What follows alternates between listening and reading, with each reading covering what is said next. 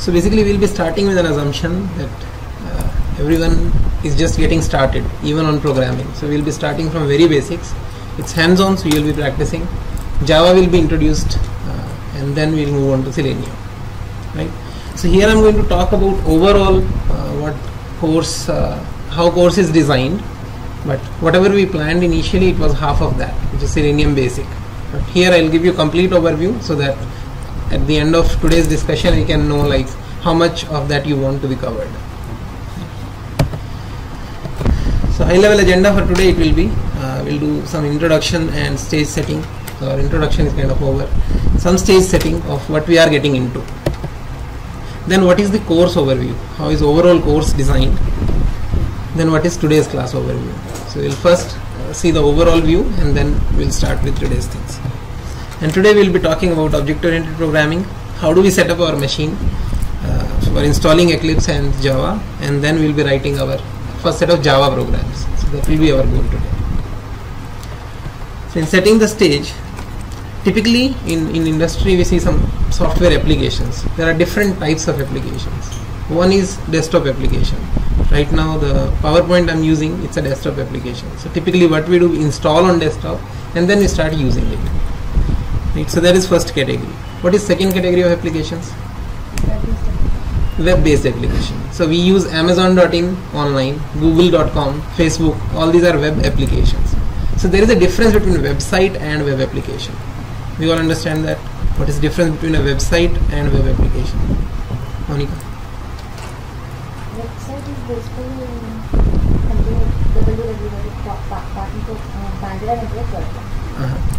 web application means. So one is a static website, which is just for giving some information. Application is for which has a backend, which does some processing, some database it will have. So typically these days everything is moving towards web applications.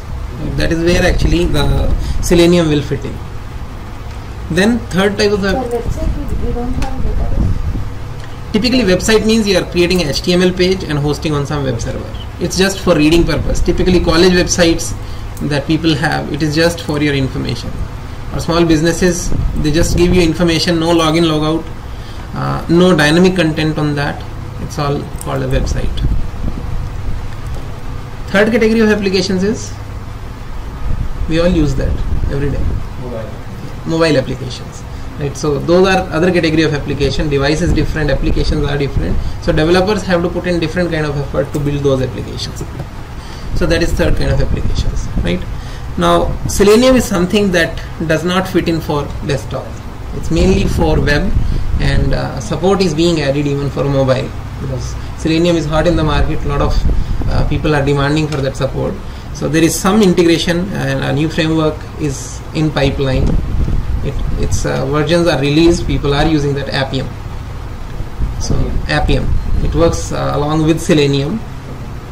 How do you test mobile applications? How do you run your test on mobile? So if you have understanding of Selenium, it becomes easy to go to Appium and use that. Right. Then if these are software applications, typically companies build these applications. So a lot of desktop applications that are there now, people are moving towards web application. Even Office, Microsoft Office, it has become online office. So web area of that is there. Most of the companies, they are moving their softwares to online stack. Right? So everything is becoming web. So desktop is kind of becoming less and less because people spend more time online, and internet connectivity is available to everyone. So why companies do testing? Why testing is required? To ensure quality, because if company is building any of these applications, it's going to be released to the customers. If anything doesn't work for a customer, it is embarrassing for the company. So before releasing anything to the market, company wants to ensure all the scenarios work 100% fine. So that's why companies heavily invest on testing. So they need a manual tester or automation tester so that application can be thoroughly tested. So these are two kind of testings that typically we do. Now manual testing will suffice many a times, like we write 100 test cases for an application, we do manual testing, and application is released, everything is happy. Then why automation is required? To reduce the time. Typically people say automation takes longer, right? If manually you can test an application in one day, and if you say like automation testing I'll do, it will take at least a week to plan for automation, to write automation, right? For regression testing, it will take less. For one time if we talk about, then manual will be easier, but if you have to do same set of test cases for let's say continuous 6 months, your application is being developed, it will be developed in 6 months, every day a build comes out, you have to ensure the tests are running fine. That means every day you are running same set of test cases manually. If you spend first 2 weeks in automating them, after that for 6 months they will run. So that's where effort reduces. So that's the reason people say if you are doing one time testing, manual is fine. But if you have to do repetitive, that's called regression testing, what she said. What is regression? Testing application again. So regression means, yeah, application's behavior, it has changed. Regression means it has degraded. So we want to catch those regressions, like yesterday a thing was working, today it is not working. It's a regression in the application behavior. So if automation is there, yesterday automation ran, today also ran, yesterday it passed, today it failed, we know there is a regression. We investigate that issue and we log a bug, we say this is a regression from yesterday. So automation, it is good for regression, longer project if it is there. Other benefits of automation? Efficiency. Elaborate.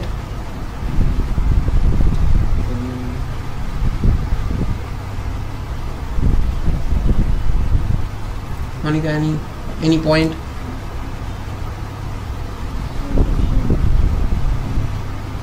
Less time and less cost also. Initial cost you need to spend more, but after that the cost will be very less. Very less.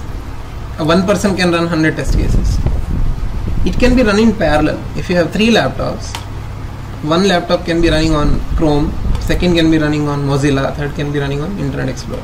Or within the same laptop you can run parallelly. So parallel execution is one big advantage.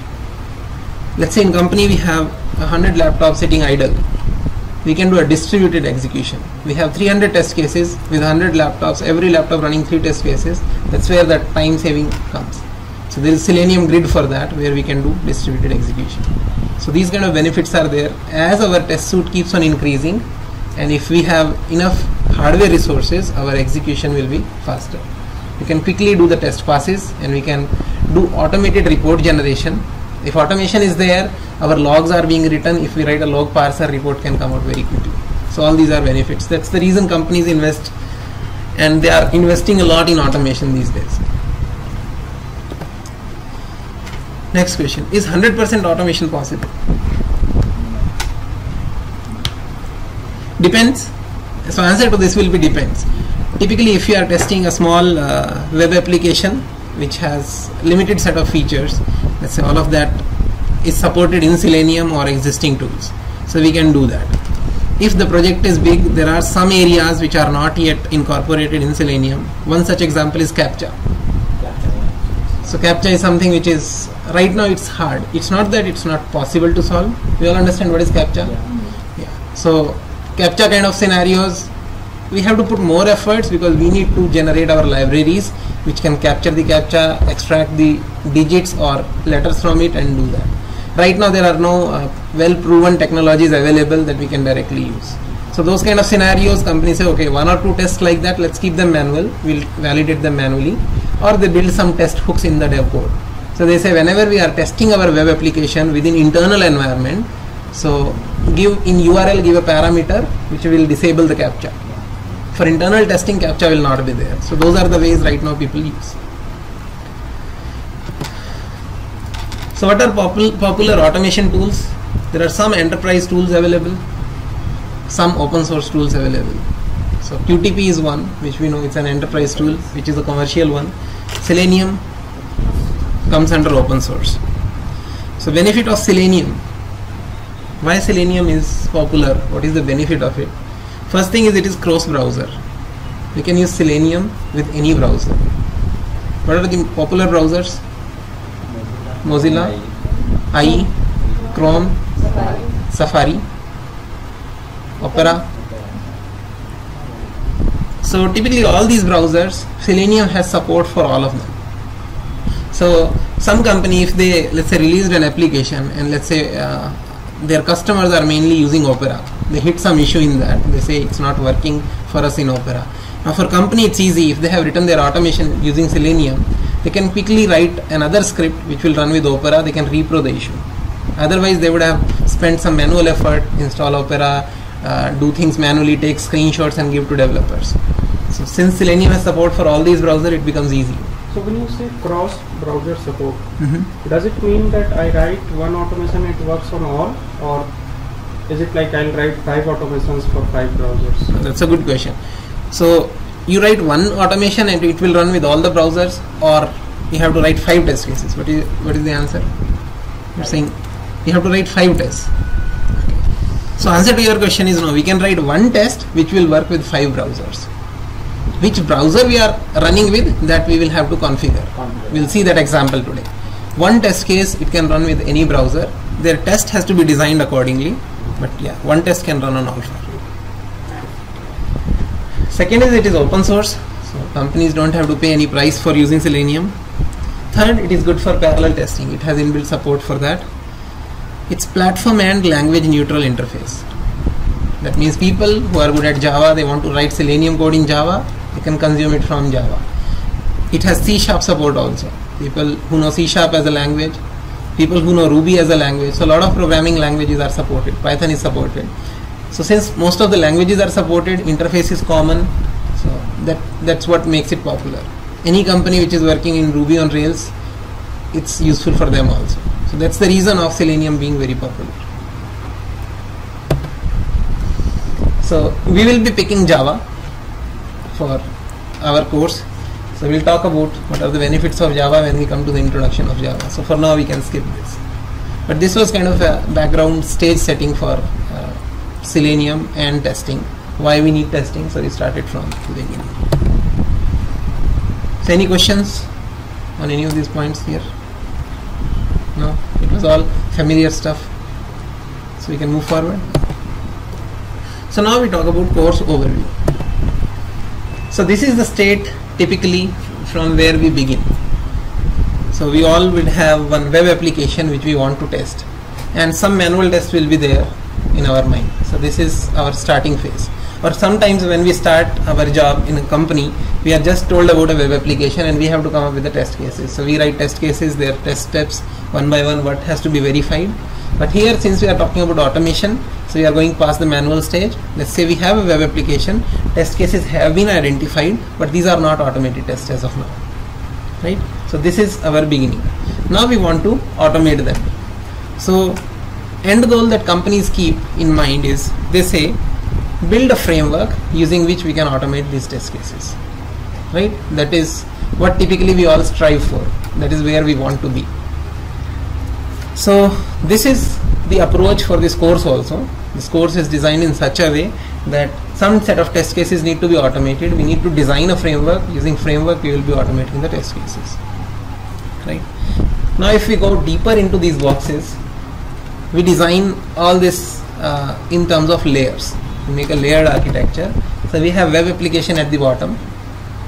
Then some automated tests we want to write. How do we write these tests is, web application, Selenium makes it very easy to interact with web application. So if we write some code which wants to interact with web application, using Selenium we can open browser, we can go to some website, we can click a link. All those functions are available in Selenium. So that's why we say whenever we have to interact with web application, we'll be using Selenium there. So test will never directly interact with web application. What will test interact with? We create another layer of our own that is called our automation framework. And this design is kind of, it uses some design principles where each layer will be interacting just with the layer below it. That means our test cases that are automated, they will be interacting only with our framework. They will never be calling Selenium directly. Then automation framework will directly be using Selenium.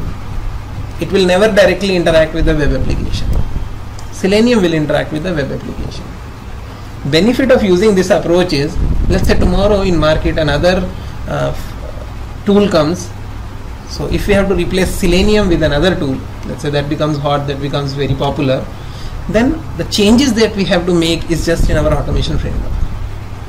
Our 1000 test cases, because they are using framework, they will be untouched and they can run as is. So that is the benefit of this design. If we have dependency in all the layers among each other, we have to do a lot of changes. We have to write our complete automation from scratch. Right? So this principle we follow. And there is some triple dot here. That means some areas that Selenium doesn't support as of today. Some things that are not available in Selenium, but our tests may want that, we will be putting those pieces here. One example of that is, let's say our test cases are reading, if we are testing a login page, if they are reading username and password from an Excel file. So Excel file support is not there in the Selenium, but we want from Excel read a username and password, open a web page, enter username and password and validate it succeeds or not. So for that we will be using some other frameworks, some other libraries. So example of that is Apache POI. We'll be using that to read from XML to write to XML. We'll be using some logging framework, Log4j, which will again fit in these dot areas. So in this design we are keeping our infrastructure open for extension. So extensible pieces will come and fit in there. And this is where our development effort goes in. Our focus mainly remains on building this layer. Right? Clear? Any questions? So this is how we will be designing our framework, we will be automating our test case. But testing job doesn't end only here. If we say we have automated everything, that's end of our job? No. Answer to that is no, right? Things that are remaining, there are some expectations of management from us. What are those expectations? Reports, results we have to show. You have to show reports and results. You have to, someone has to execute those test cases, right? So ultimate big picture is, this is what we saw till now. In this, what gets added is, we need to have an execution engine. If we have 100 test cases, we should have a flexibility of running 50 of them. Or only P0 test cases we want to run. So that is something that execution engine should be taking care of. How to selectively run test cases, how to parallelly run test cases, how to a distributed environment, how to run those test cases. All that part will go into execution engine. Then whatever test results comes out, results have to be investigated. If there are some failures, we need to see it's our failure or it's a product failure. So we need to categorize those bugs. And based on that, we create our reports. And that is what management is interested in. How our web application is doing, how our testing is coming along. So this is complete picture of what would be our end goal to reach by end of this training. Right? So since we are beginning, in beginning typically what we do, we start understanding this piece. Because once we understand Selenium, only then we can create a layer on top of that. Because layer on top will be consuming all the features of Selenium. So until unless we know that, until unless we have experienced that, we will not be able to move to the layer above. So that's how the course is segregated. Basic training we cover Selenium, and we also cover in basic the execution engine part also. In advanced we go about designing our automation framework. So there it is mainly designing and creating our own classes. Earlier it is just consuming the Selenium to write our test cases. So that is what the segregation would be in two parts. Overall these are the 16 classes. You can say kind of these are 1.5 to 2 hour classes. That's how this course is organized. Now how you want to achieve it, maybe 2 days 8-hour class, we finish, that is one approach. But overall I'm telling, like if we have to thoroughly do it, then each class you can assume it's 1.5 hours to 2 hours that we have to do. And basic ends at the class number 8. That's where the basic will end. And after that, if you see from class 9 onwards, we get into designing our framework. So in one we will be talking about machine setup, introduction to OOPS and Java. We will be getting started with Eclipse. Second, we will be going over again some more portions of Java we will be dealing with, and after that we will be writing our first test using Selenium. Then we go over HTML, browser inspectors and Selenium locators. How do we locate elements in a web page? How do we enter the data in them? Then this is how the flow will be. So that is what we will talk about after today's session is completed, that how we want to go about, what is your expectation, You want it in entirety, or you just want to get started with Selenium. Right. So any question till this point? No? Then we can proceed. So we talked about one big picture. If we have to accomplish this, we need to put some strong foundation here. We will not be able to build building like this. Like, we need to have a bigger stone at the bottom, then smaller, then it becomes easy to sustain that building. So what are the pieces required? First, we should have some command on Java. It's not complete Java, but whatever is required for our automation, that is good enough for us to be mastered. Second, we need to learn Selenium. Third, it will be object-oriented principles, which is more geared towards designing the automation framework. Fourth, some design principles, what to keep in mind, how to organize our classes, what should be inheritance hierarchy between them, where to use polymorphism. So all those concepts we take care in framework part. And last is ultimately we come up with our framework design, how framework will be distributed to the team, how they will be consuming that. So that is what foundation will cover. So that was the basic context for us to get started. So now we switch gears to, this was overall picture, now we are getting into our first introduction class. So in this we'll be talking about some programming background, then how do we set up our machine, Eclipse, Java, and some programs we'll be writing. So since we are getting started with programming, so let's take a scenario. We want to write a program that takes two numbers from user, it adds them and output their sum, and also we want to trace it step by step. So it's a simple program, take two numbers, add and print the output. So if we have to think in terms of language independent code and thought, what should be our thought process, how should this kind of program be written, because it's now we are talking about converting our idea into computer code.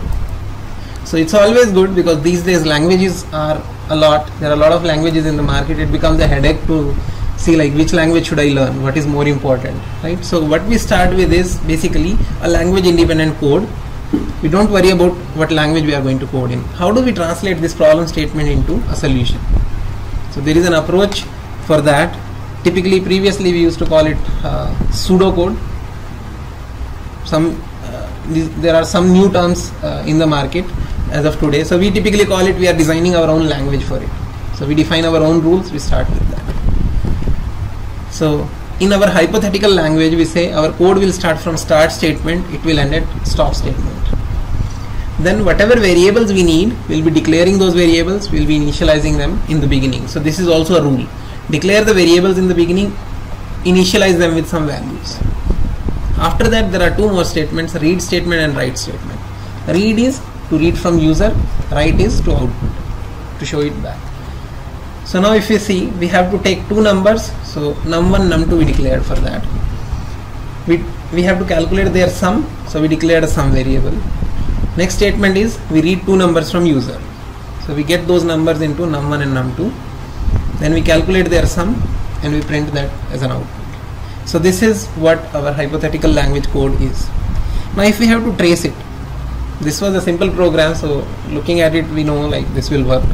But tracing is a technique where step by step we draw a table where we in first column we put steps, last column we put output, and in the middle we put variable names, because variables change when we execute our code.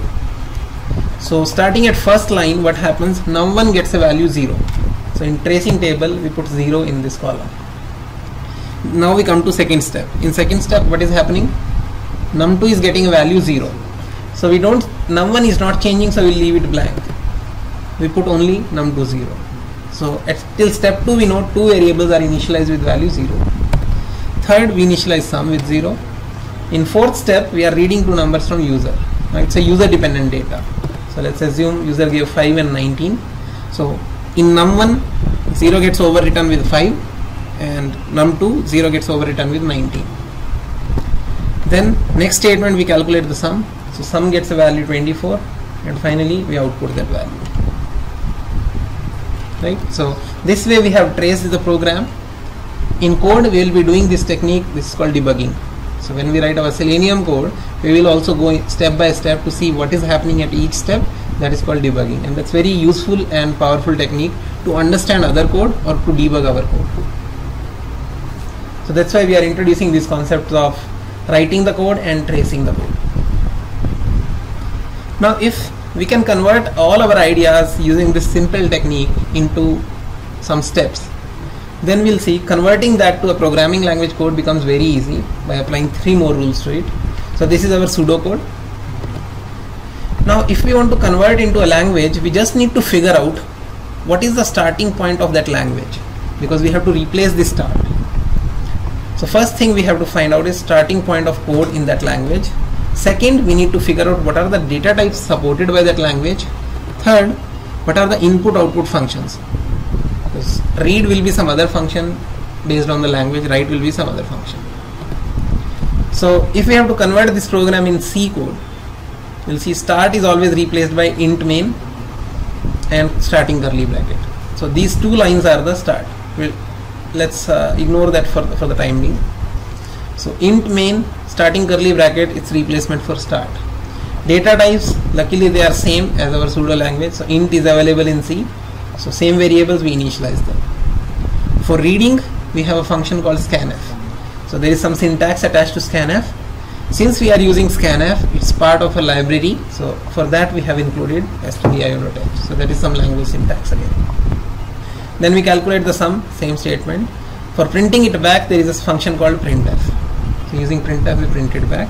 And for stop, there is this closing bracket. There is the 1 line missing, return 0 should be there. Since function is returning int, it should be return 0. So this is how this code gets converted into C. If we have to convert same code to Java, everything in Java is written in terms of classes. So there we know it has to start will be replaced by our class, public class test, and inside that there is a main function, because that is starting point in Java. So here the start is actually replaced by, so this is our start and this is our stop. So this is stop and this is start. Now whatever code in between we have written, it's just the translation of our pseudocode into that language. For reading the data, there is a scanner class. For outputting, there are system.out.println. So if given a problem, if we can think about logic, then we can worry about, okay, how do I output in Java, how do I take input in Java? So all that will become secondary. First we should have habit of thinking like this, because given a manual test, we have to think the same way. So if we have to test, let's say search, in Google search we are typing a query, it gives some results. So first thing, we should get the query from somewhere. We are taking it from user or we are reading it from a file. Accordingly we'll worry about how do we take the input. Then second thing is we have to type it in the browser window, in that input box. How do we do that in the language? So first those steps should be clear here, then we'll worry about the language part. Right. So with this we can kind of, right now I'll skip the object oriented programming discussion also, because since we are getting started with Java for the first time, we want to get some hands-on to be done, right? So let's directly jump on. This was some discussion on object oriented. So before we enter Java, we need to understand what the packages are. So packages in some Java program, if we are using a scanner class, it's part of a package called java.util. So whenever we are using some inbuilt class, we have to write import statement in our code. That means we are using a class scanner from java.util package. So this is something that I'm introducing right now, because this is something we'll be using immediately. So package is a way to group related classes. So existing classes of Java, they are grouped with the packages. Example Java packages are java.net. This package contains classes related to network programming. If you are reading some web page, downloading the content of that, you'll be using java.net. Java.io is mainly for input output. If you are reading data from file, then this is the package we use. Java.util is utility classes. So one example of that we have seen scanner. We'll be using scanner a lot. Then javax.swing is for making UIs, user interfaces. So when we use class from a package in our code, we import packages. We write import java.util.star and semicolon. Or second way is to write import java.util.scanner. So both these options are used. Here, if we write this notation, we can use any class from that package. In this way, we are using only one class. So these are alternatives if you want to use scanner. Okay, so with this context, we can get into Java. Let's skip UI Java also. So in Java, typically we write our program in a file which will be given extension of .java. So let's write our first program. So public class hello. So this is how we write class. This is actually our replacement for start function. Along with this, we'll have a public static void main.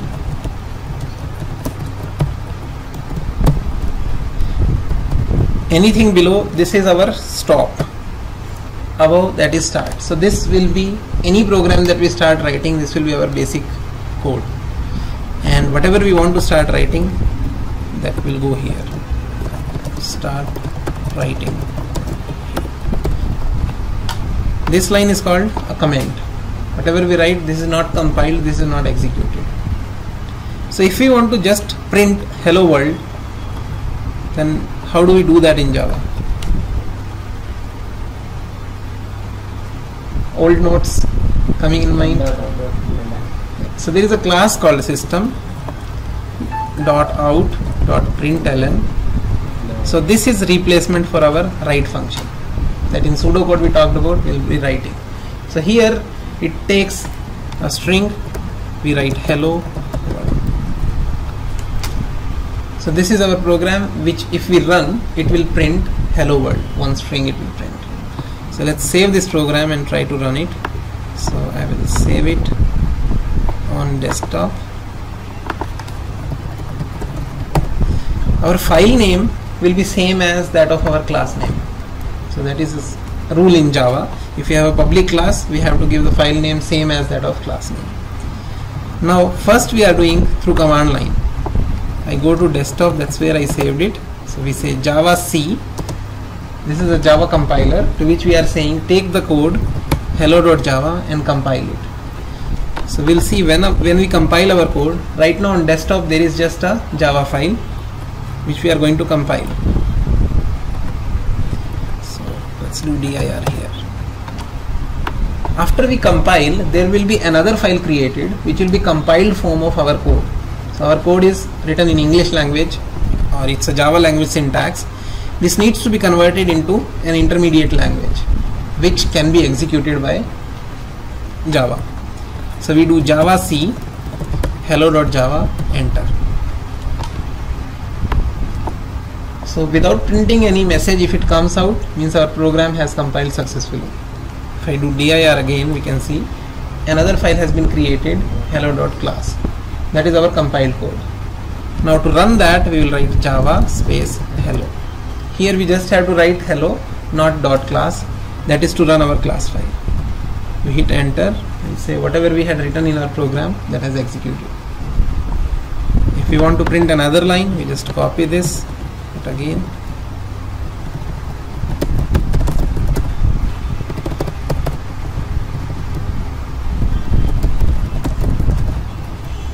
Saved 3 lines. Again we compile and we run it. Now we are printing 3 lines because we have added 3 lines of code. Each line is printing a sentence and putting a new line in the end. So println means print the line and put new line in the end. Press enter in the end. That's why we see 3 lines of output. Same way there is a function print only. This will print the line, but it will not give the new line in the end. So hello world will be printed. After that cursor will be in the same line. Second line will be printed after hello world within the same line. So let's compile it, Java C, and we run it. Now we see after hello world there is no new line because we did not use println function, we used print function. So this is our kind of output function. And the process that we have seen that is what is listed here. Typically we write our Java source code, then we use Java compiler, Java C, which converts our code into a class file, and this is called bytecode. This bytecode is executed by Java, so we write Java hello. So this invokes JVM, Java Virtual Machine, which is a program which is capable of running this compiled code. So this bytecode will be given to JVM, JVM executes the program. So that is the flow of executing Java program. So all of you are aware of JVM? Java Virtual Machine. Java Virtual Machine, yeah. So it's a program which executes the bytecode. It's not a, bytecode is not like an exe which we can double click and run. Reason they came up with the concept of JVM was that we can compile our program in one laptop and we can run it anywhere. So that is what this bytecode is, a concept which is behind the platform independence of Java. Now along with JVM there are two more concepts that are mainly important from interview point of view. People ask that question. What is JRE? What is JDK? JDK is Java Development Kit. What is JRE?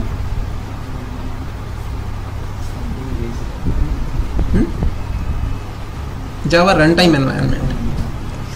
So this JVM, if I say I want to run Java code on my laptop, I need to install something. That will be JRE. So if we install JRE, we can run Java programs, but only we can run it. We can't compile it. Not clear? So when we install JRE, we get java.exe along with it. So hello.class, let's say you compile Java code on your laptop and you just give me the compiled hello.class. I can take that class on my laptop, I can run it here if I have JRE, because JRE is capable of running the bytecode, right? So JRE is that environment. So Java is distributed in two variants, JDK and JRE. When we download, we will start with machine setup now. So when we download, it offers JRE and JDK. JRE is just the runtime environment. Where do we want to put runtime environment? On our production servers, because typically developers will write code, compile it, make binary file and deploy on the server. On server only JRE is required, only execution environment is required. In our cell phones also we use Java applications, but on cell phone there is only JRE, not JDK. We don't develop code on the cell phones. So JRE is an environment for execution, and code execution begins in JVM. So JVM is part of JRE, and these tools JavaW and java.exe, they are part of JRE. They invoke JVM that take this code. So when we said Java hello, we are saying to JVM, take hello.class and start executing it. This is an instruction to JVM. So if this is JRE, what is JDK? It's a superset. It includes JRE, JVM as well as compilers. So that is the relation between these three, JDK, JRE and JVM. So typically in interview people ask, what is difference between JDK and JRE? The answer is JDK is JRE plus compilers. It allows us to compile code, to develop code. If we need only JRE, if we need only to execute our code, which is done typically in the production servers, there we don't want to put our compilers, because intention is not to compile and develop the code there. So this setup we will have on development machines, this will have on production machines, right? So if we have to set up our laptops, what do we need to install? JDK. We need JDK. So that is what our setup instructions will be. So first we need to install JDK, then we need to have Eclipse. We'll talk about why we need Eclipse. So first thing that you need to set up on your laptop is, let's install JDK, try to write this hello world program, compile it, and we'll proceed further from there. So the way to get JDK is, so typically after we download JDK and we install it, it gets installed in C program files Java. You can see here, if we install JDK, both these folders will be created, because JDK is a superset of JDK and JRE. But JDK will not be added to our system path. So we need to go to this folder, this bin path, we need to copy. So right click, copy this path. In order for it to run from command prompt, we have to add this to path. So in command line I was able to run Java C, right? If you type javac in your command prompt, it will not run if that is not there in the path. Same case with you, javac is running or My not? system is not started. No, not started.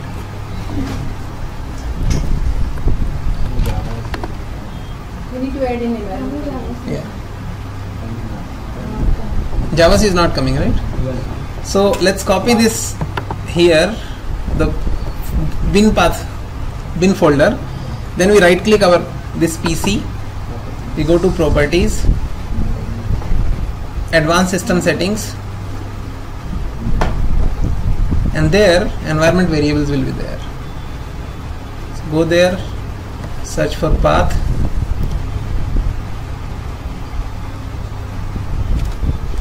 and we say edit, and go to the end, put a semicolon and paste the path. Don't delete the path because other exes should also work in our environment.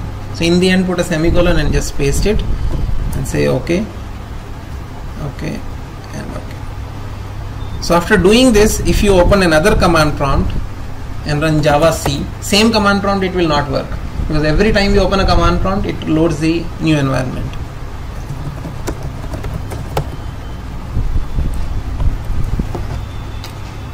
Now working, Monica?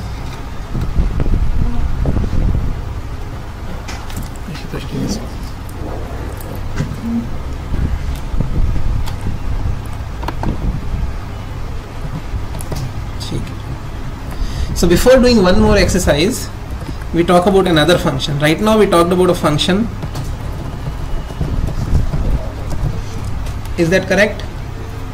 Or any mistake? S capital. Now we will be we'll keep asking questions like this. Now compiler should run here, right? So it should be capital S. So this is what is mainly for writing. Now println is a function to which even if we give an integer, it will accept that. So if I say, so now we are talking about basically data types in Java, because we will need variables in Java to store our values, and then we will be reading from user also. So in Java, typically there are three top level heads of data types: integral, boolean, and floating. So integral, we know they are full integers, 5, 6, 7, these are integral values. Then integral is subdivided into 5 more categories. But for us, we will stick to int. If we need integral value, for now we will keep things simple. We will use int as a variable. There is another special type called char. Even that falls under integral in Java, because each character will have an ASCII value associated with it. ASCII is an integer, so that's how they are internally treated. Boolean data type is for true and false. Third is floating point, even that is divided into two, float and double. Float is for small values, double is for scientific calculations, big values. So here also float will suffice us. So we will be typically using int, char, boolean and float. These 4 are good enough for now. So there are some set of questions. What are suitable data types for age of a person? Will be integer if we talk about number of years, not in months. Price of an item in grocery store, it will be float because typically rupees and paise. Gender of a person, it's a char. You can use bool also, is male, is female, but for gender we typically expect M or F, male or female. Or sometimes we write programs like press Y to continue, N to exit, yes or no. Those kind of things are also char related. One character, we are done. Last is value of epsilon in scientific calculation. It will be double because it can store to a lot decimal points. So these are data types which now we will start using in our programs. So if we are using data type, we need to be aware of one more class so that we can take user input, scanner. So we will do one more small exercise where ask user for his name and print your name is, let's say if name is entered as Prakash, it should be coming in this. So program will run like this: enter your name it will wait for the user input. Whatever name user gives, that's how it will run. So if first run, if this is the input we give, this is what the output will be. In second run, if we give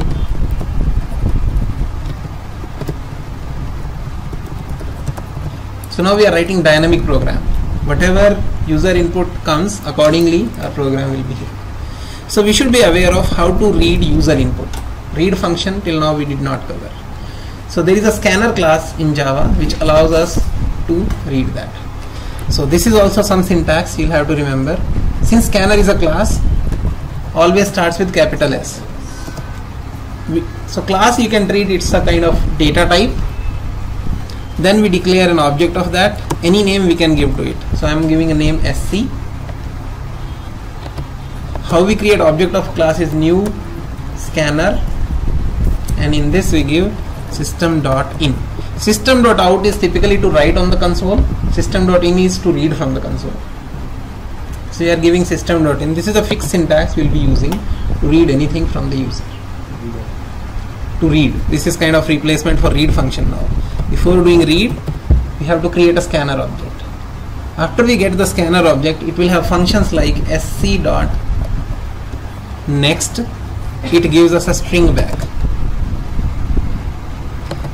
sc.nextInt. It gives a integer back. So let me take you to the Java doc of this, because this is little complicated than system.out.println. So we'll look at Java doc of that. Java doc is typically the documentation of these classes from Oracle. Okay, not this. Let's go to the latest one.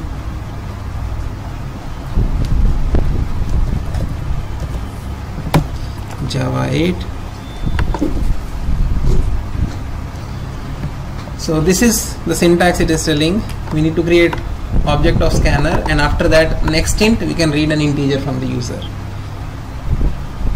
And there are functions in scanner class. All these are functions of this class. Next line will allow us to read a line. Only next will allow us to read a next string.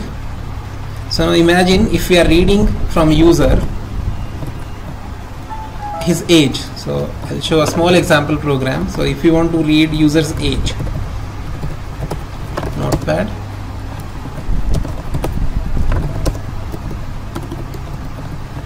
read age.java. How do we start our program? Public class read age. How many mistakes? How many mistakes?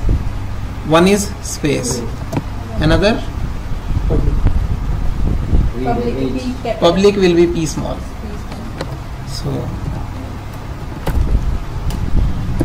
then public static void main. Any mistakes in this? Static also S small. And string S capital. And this args that is written here, it's just a variable name. It's not mandatory to write it args. Even if I write a, that is also acceptable because it's a variable name. Right? So here, apart from this, everything else should be exactly following the rules. Args is something we can give any name. So this is perfectly fine. So now we want to use a scanner because we will read user's age and we will print it back. That's a simple example I'm showing for scanner. Scanner is a class S capital, SC, or I could have given input. This is also variable, any name we can give. New scanner system.in.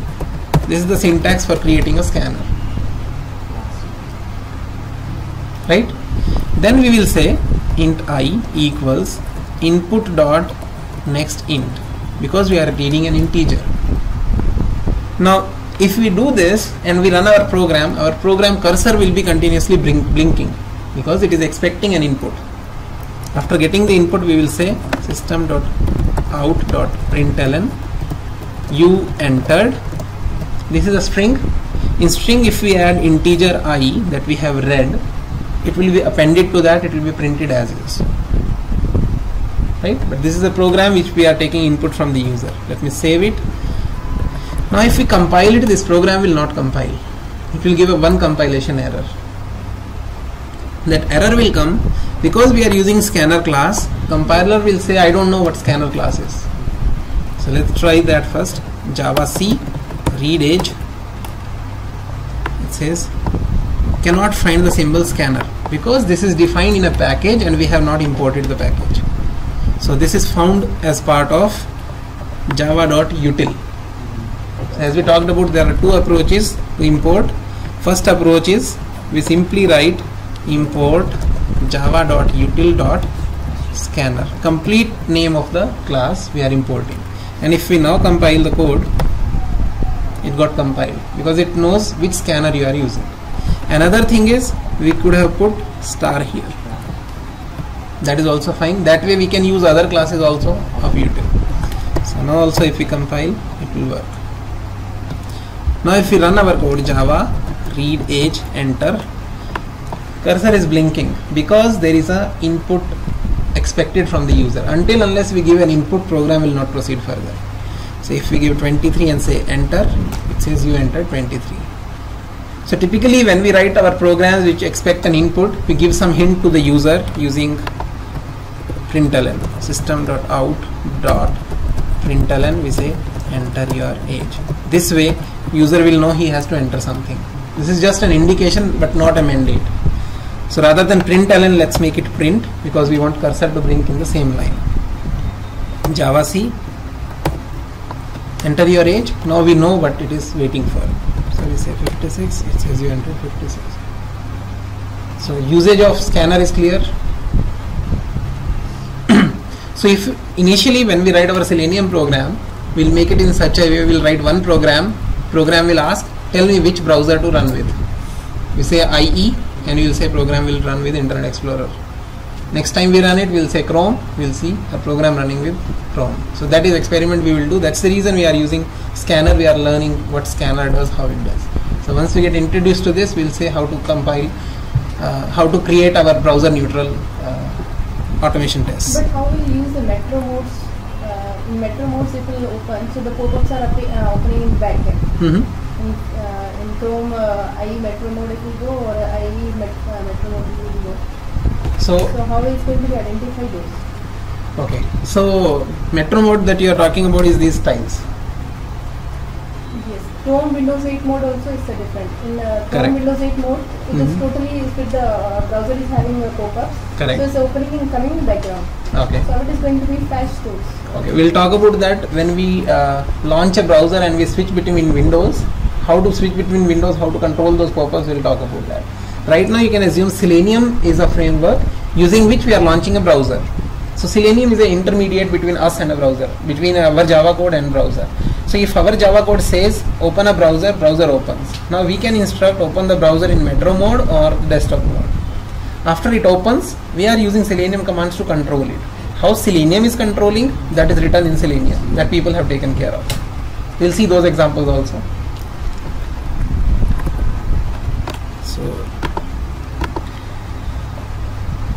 So fine, this is clear now.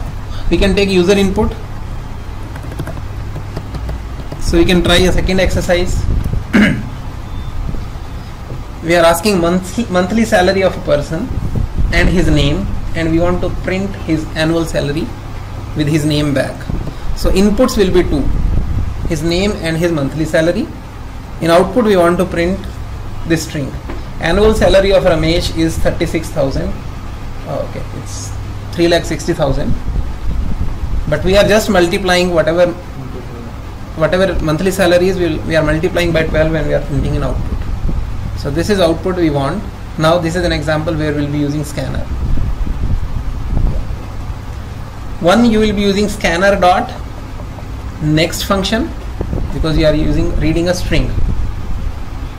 This will be scanner dot next int. The example that we saw, you saw me using next int function. There is next function to read a string. So same program, now it will be taking two inputs. Enter your name, here it will be next, here it will be string n. Clear? So start writing this. Okay. So now some things to keep in mind. Let's summarize whatever we have learned till now. First we learnt a function to print output. What was the function? System.out.println, and we give a string here.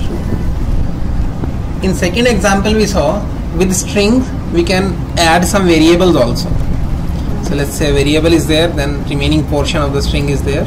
This will take first part of string, variable value, and second part of string.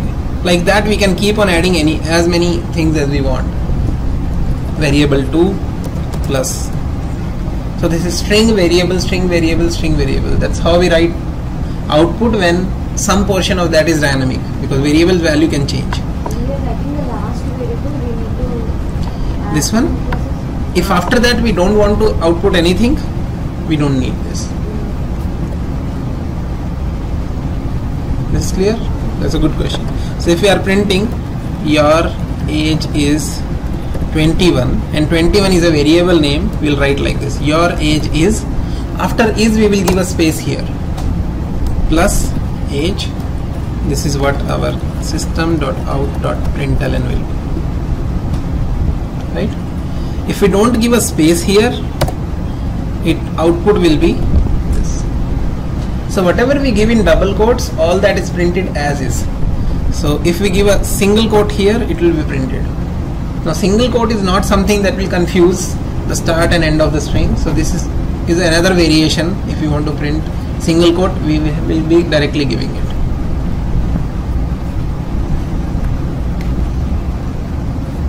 So this was done for output. What is learning for input? Taking input from the user. Scanner class, we will create object of that new scanner system.in. After we have created scanner, same object we can use to read as many inputs as we want. This is for reading integer.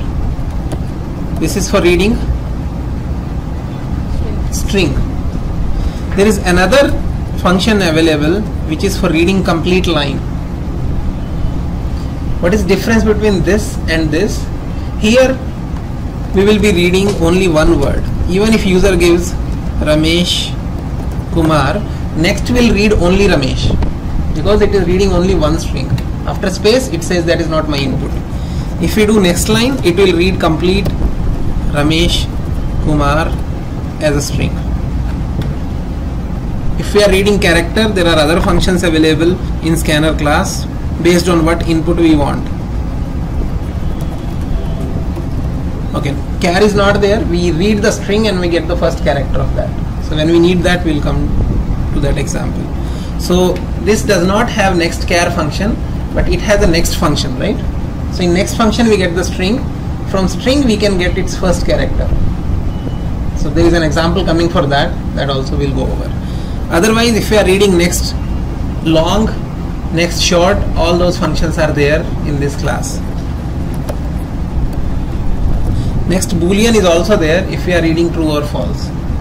So scanner will be using wherever we want to read user input. So input output, now everyone is comfortable.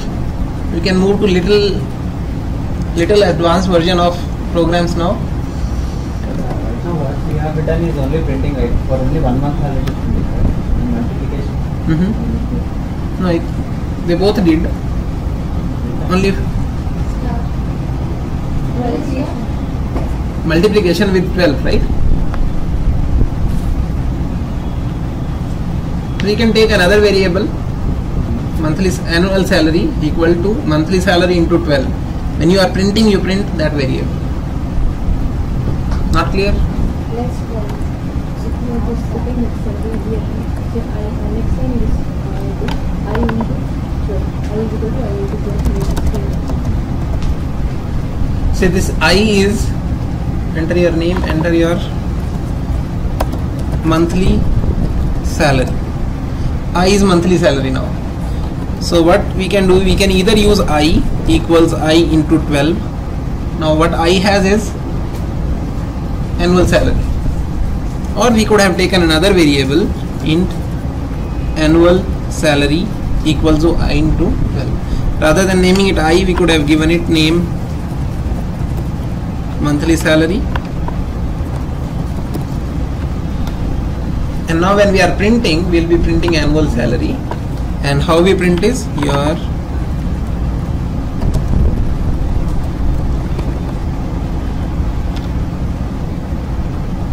right.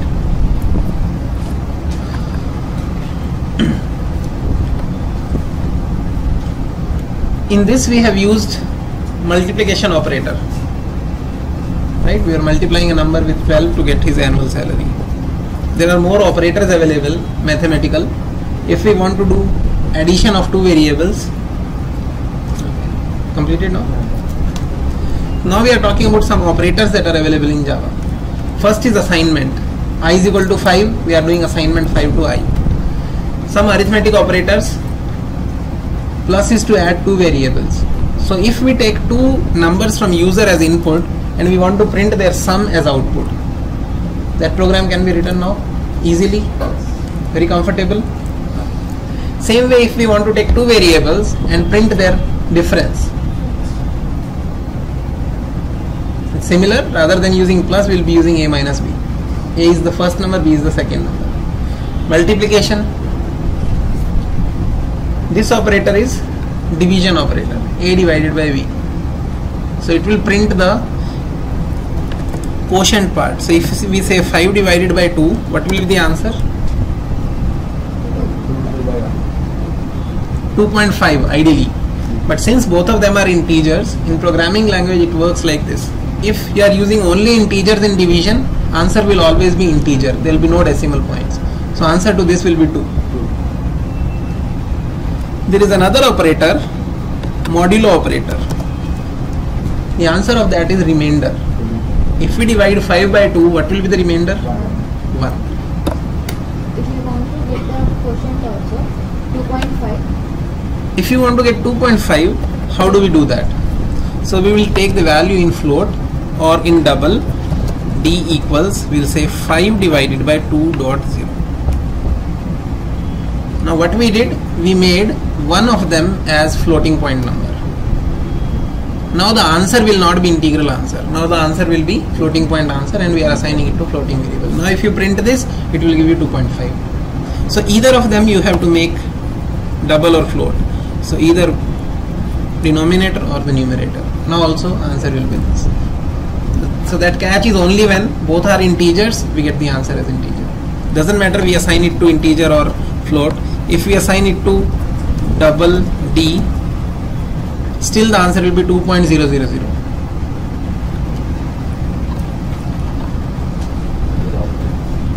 Okay. This plus has come again, so that's a typing mistake. There are two more expressions, plus plus and minus minus. It's increment and decrement. So I is equal to I plus 1 has a shorthand notation. So one is we write I is equal to I plus 1. That way we are incrementing the value of I by 1. Shorthand for that is I plus plus. Same way I is equal to I minus 1. Shorthand for that is I minus minus. Next comes relational operator. When we are comparing two values, if A is equal to B, take some action. So we'll be going over the conditional things where we'll use greater than, less than, greater than equal to, less than equal to. Double equal is for comparison. This is not equal. If we are comparing, they are not equal, we want to take some action.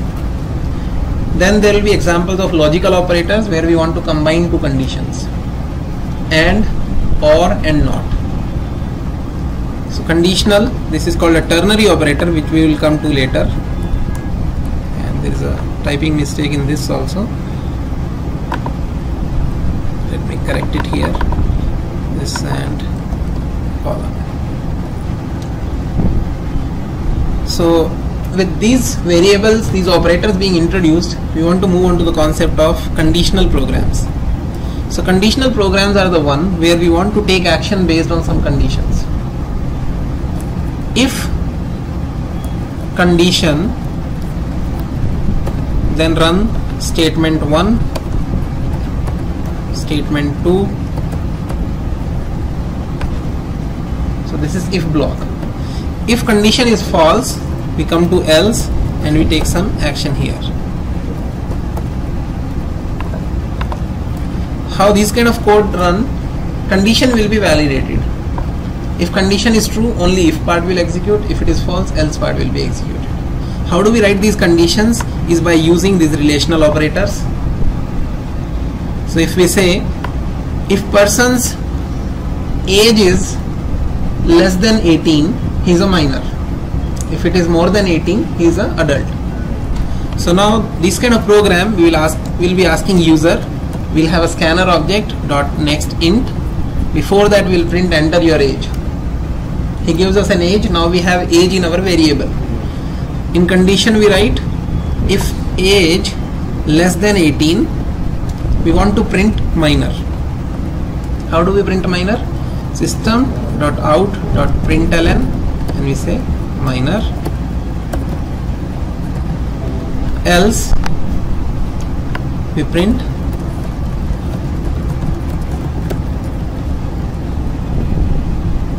so this complete thing will go in our main. We'll have a class main, we'll have a scanner created, and after that we'll be running this code. So this syntax is clear. If else, in if there is a condition.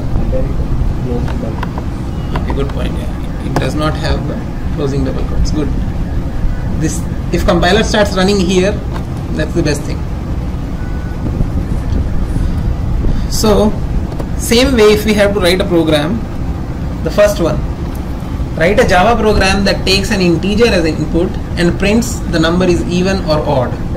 Ask user for a number, based on the number print odd or even. If number is 1, it is odd. If it is even, we have to print even.